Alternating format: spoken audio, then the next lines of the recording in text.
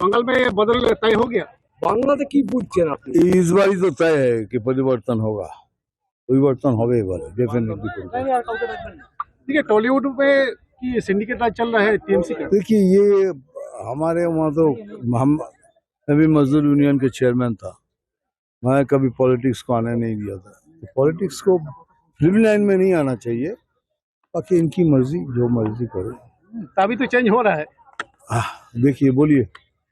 বলছি যে এই যে ঘুরে বেড়াচ্ছেন কি বুঝতে পারছেন যে বাংলাতে কি এবারে পরিবর্তন? সেই তো বলছি, সেই জন্যই বললাম কি এবারে জোশ অনেক অনেক বডি ল্যাঙ্গুয়েজ চেঞ্জ হয়েছে লোকের মধ্যে, আমরা একত্রিত হয়েছি, সেটাই পজিটিভ।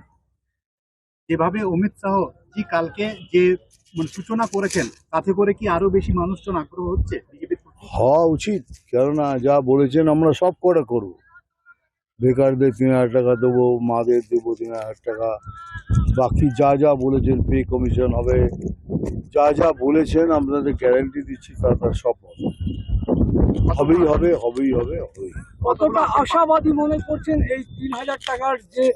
3000 টাকার জন্য নয়, বিজেপিকে লোকে চায় এখন, তার বদলতে কিছু নেই। তৃণমূলের বদলে, তৃণমূলের বদলে কোনো পার্টি নেই, তৃণমূলকে সরাতে গেলে বিজেপি দরকার।